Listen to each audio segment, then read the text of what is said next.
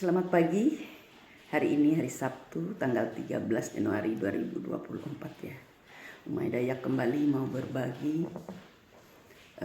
dengan saudara onlineku tentang pengalaman perjumpaan demi perjumpaan dengan Tuhan Yesus.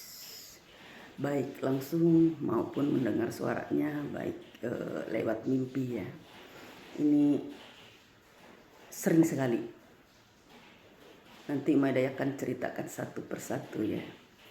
Dan pengalaman perjuangan hidup ya di dalam rumah tangga selama kurang lebih 40 tahun. Kemarin tanggal 7 Januari 2024 ini berulang tahun yang ke-40 ulang tahun perkawinan kami. Puji Tuhan, di dalam kehidupan kami Tuhan tidak pernah lepas ya, selalu ikut campur di dalam kehidupan rumah tangga kami. Karena kami hidup melekat kepada Tuhan, selalu menyerahkan hidup dan kehidupan kami, baik suka duka, kami selalu bersyukur apa adanya. Begitu saudara onlineku. Tidak ada tempat kami memohon dan minta tolong kecuali Tuhan. Ya, puji Tuhan sampai saat ini, adapun susah senang ya tetap kami bisa melewati bersama Yesus. Amin. Amin ya. Kami lewati bersama Yesus. Nah ini perjumpaan Umay Dayak ya yang kedua ya setelah tahun 1999. Ini tepatnya tahun 2012 ya kalau nggak salah itu. Yang baru-baru ini sering sekali, apalagi selama COVID kemarin hampir ya kurang lebih 2 tahun yang lagi ganas-ganasnya di sini, kami selalu ya melekat dan berserah kepada Tuhan. Jadi di rumah ini tiap malam ya, kadang 2 kali, pagi, siang, kalau berdoa tidak terhitung ya. Bukan karena COVID, dari sejak kami menikah ya, karena suamiku juga orang yang takut dengan Tuhan. Jadi ingat betul ya, setiap mau tidur, kami baru pengantin baru, dia selalu mengajak berdoa, dan itu berdoanya bukan sendiri-sendiri, tapi kami berdua satukan tangan, karena kata Tuhan, 1 atau 2 orang berkumpul maka Tuhan Yesus akan hadir ya, akan hadir pada saat itu kalau kita undang. Jadi kami berdoa dengan suami ya,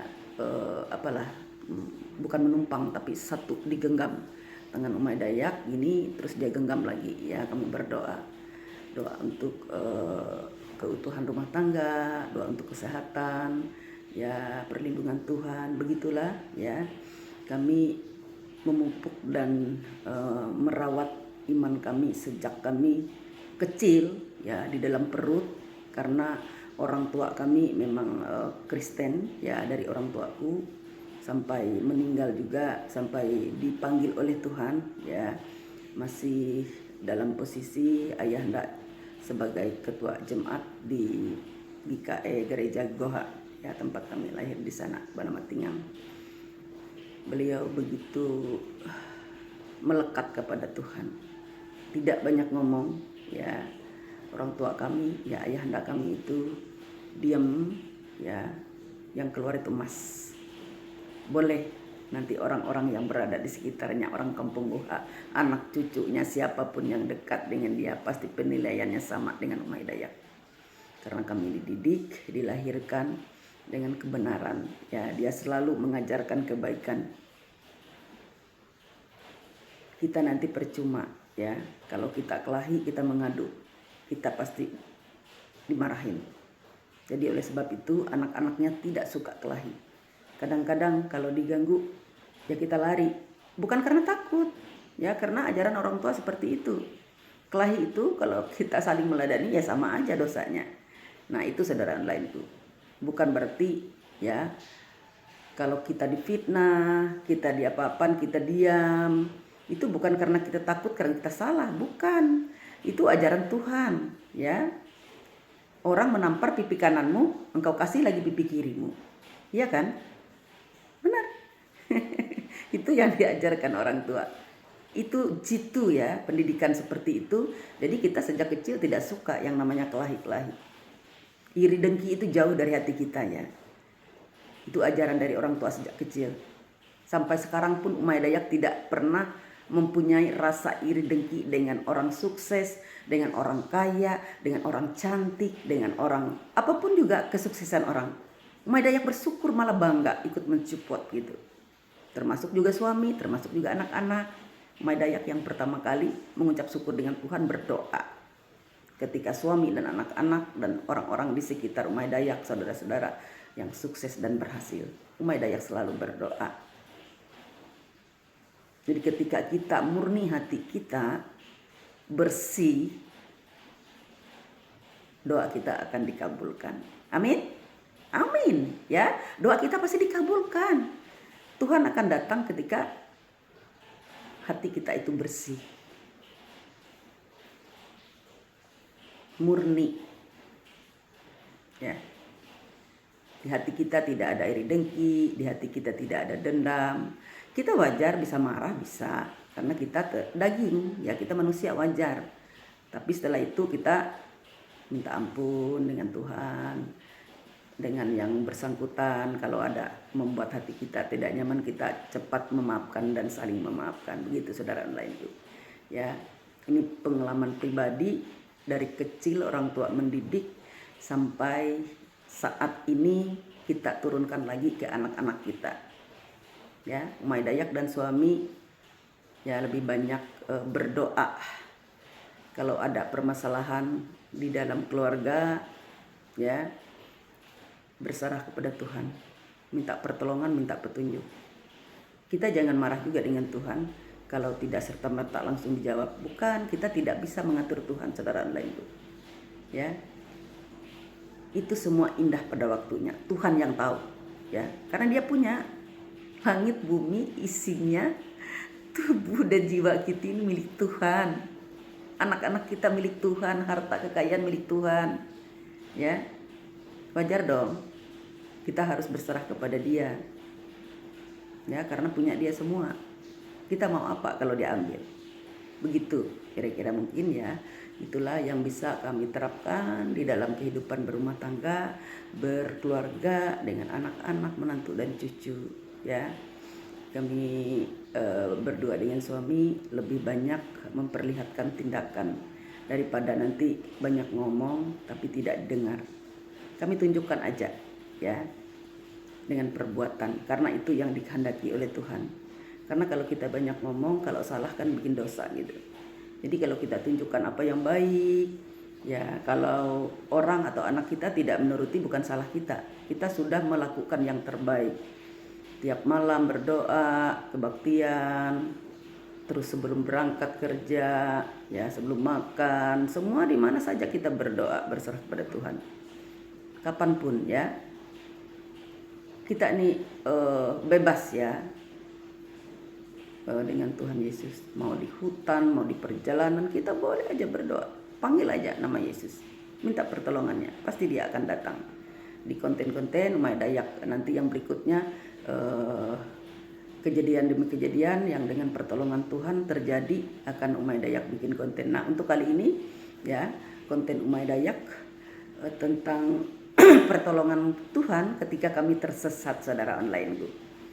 Ini lebih unik ya. Ini yang mau Umay Dayak ceritakan. Jadi ada kebun ya di Desa Tuwung. Jadi kebun, terus di kebun itu di pinggir-pinggir itu banyak buah masisin ya, kata orang sini itu. Jadi anak-anak senang ya. Itu kami suami Umay Dayak sendiri, terus anakku yang si bungsu itu waktu kelas 4 SD kalau tidak salah itu. Karena itu kan tahun 2012 ada Bapak Pendeta Madan berserta istrinya. Karena itu kan kalau nggak salah itu Minggu ya, setelah kebaktian kami berjanji mau di kebun mancing ya, refreshing lah gitu.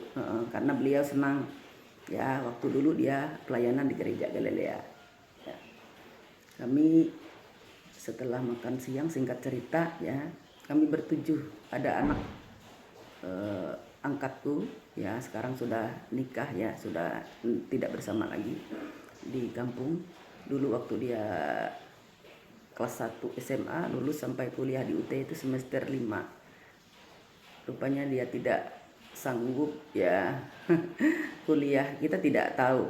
Padahal itu ditanggung semuanya. Anak-anak yang sekolah ikut kami dari A sampai Z, tidak membebankan orang tua. Itulah bentuk kami membantu sesama yang tidak mampu ya, baik keluarga maupun yang tidak keluarga yang ikut di rumah ini. Jadi kita tanggung semua. Ya.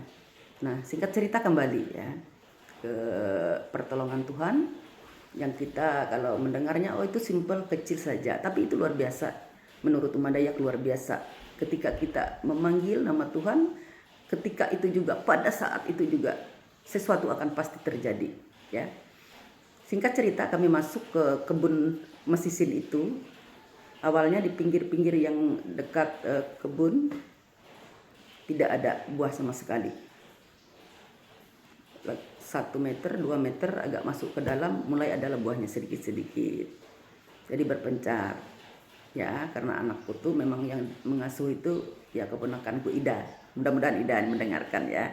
Dia di Sungai Hanyok. Ya, di Sungai Pinang sekarang. Sudah punya anak 1 tuh. Ya, dia yang mengasuh adiknya, cari buah sama istrinya Pak Pendeta Mardan. Ya. Pak Pendeta Mardan sekarang sudah almarhum ya. Sudah bersama Bapa di sorga gitu. Beliau begitu dekat dengan kami juga ya, sering ke kebun, makan bersama, berdoa bersama gitu.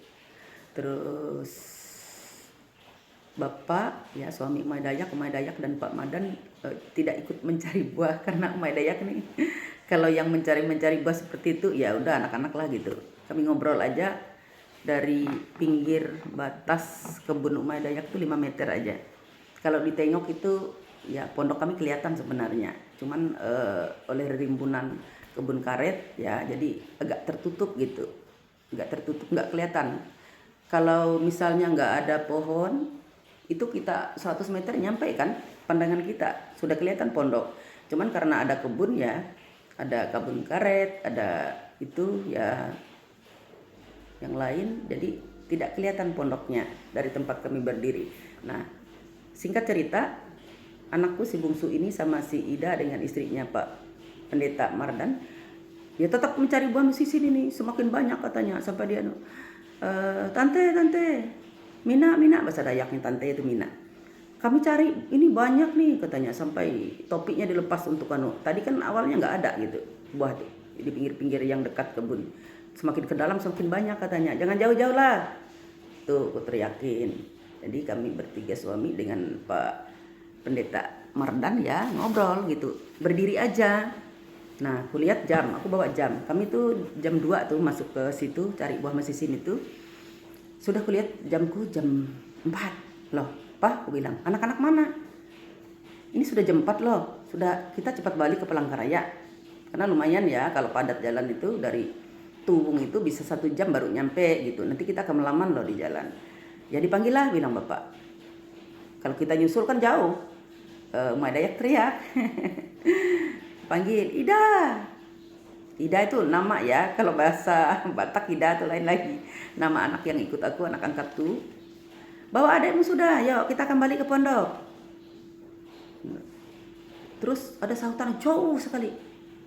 Pokoknya jauh lah. Itu mungkin ada 100-200 meter lah dari tempat kami berdiri. Umay Dayak bingung. Tadi ada dia teriak, mungkin jam 3 itu, Mina katanya. Kami dapat buah mesisinnya banyak sekali di sini. Ya aku bilang kan jangan jauh-jauh. Ya udahlah. Dipanggil sekali lagi. Masih jauh Pak, jauh sekali. Aku nggak mungkin loh nyusul jauh itu. Kan itu hutan.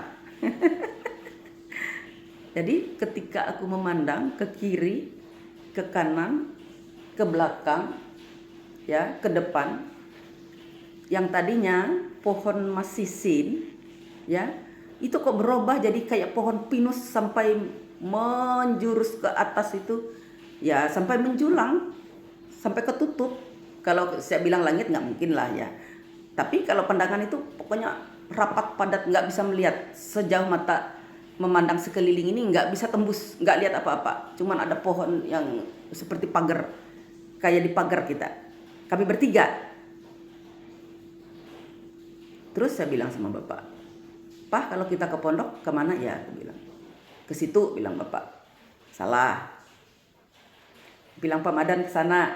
Salah, tapi mereka noleh sama-sama diam gitu. Aku nggak tanya waktu itu.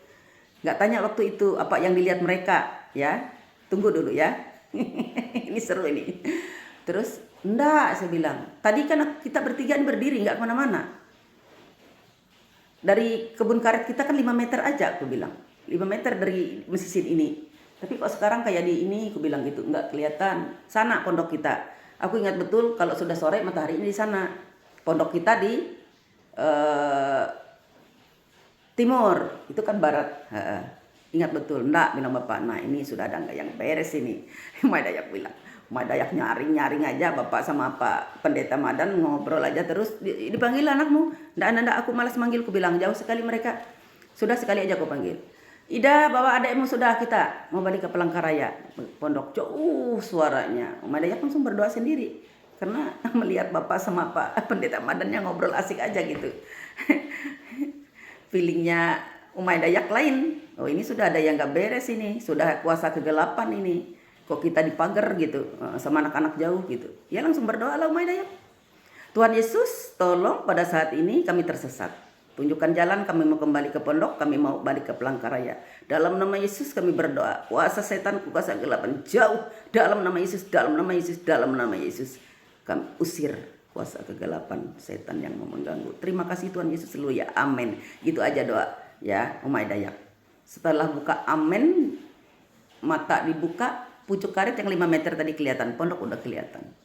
Anak-anak tiba-tiba yang bertiga tadi jauh ada di situ. Sambil tersenyum, "Kenapa?" aku bilang, "Kok jauh sekali nak tadi aku enggak, tante.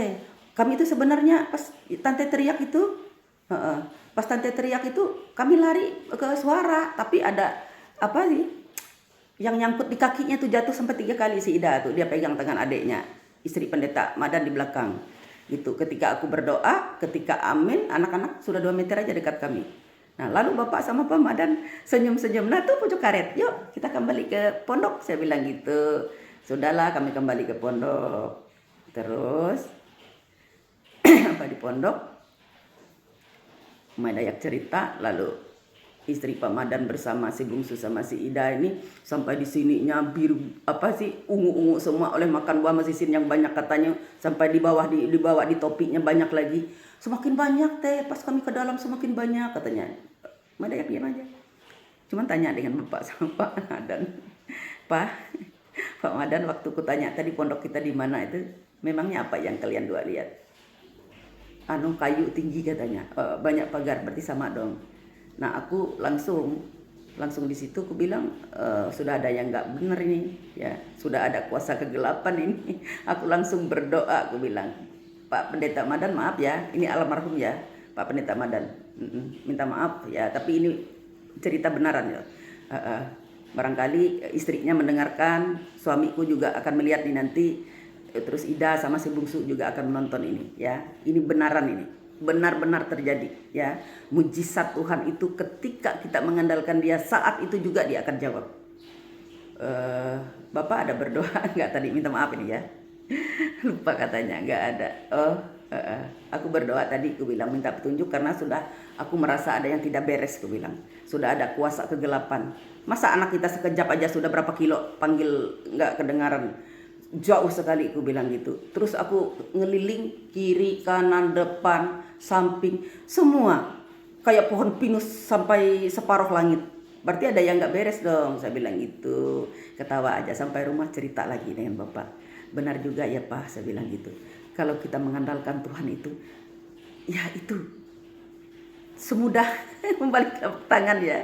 Ketika kita tanya, kita minta pertolongan, langsung amin. Saya langsung melihat pondok dan pucuk itu, kami langsung. Dan anak yang saya panggil tadi yang hampir mungkin adalah 1 kilo dari kami itu.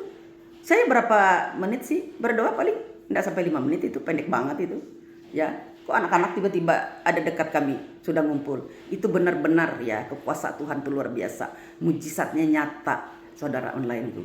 Jadi ketika kita ya dalam kegalauan, dalam masalah, jangan lupa dengan Tuhan.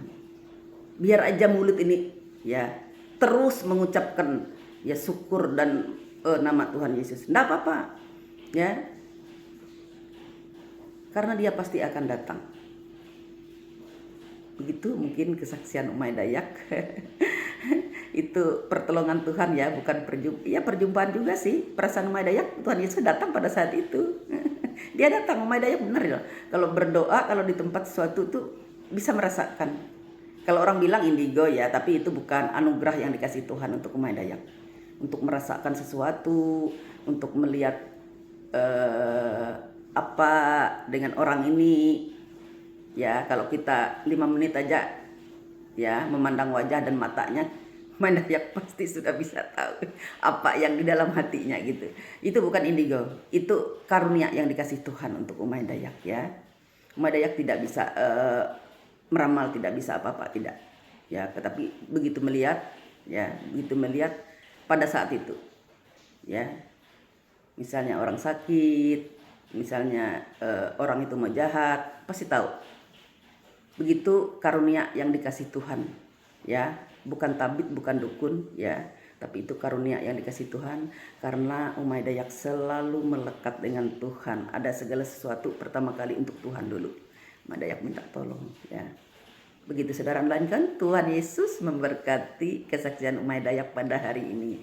Semoga bermanfaat ya bagi orang banyak, bagi kita semua, supaya kita selalu menyerahkan hidup kita untuk Tuhan. Terima kasih, Tuhan Yesus memberkati.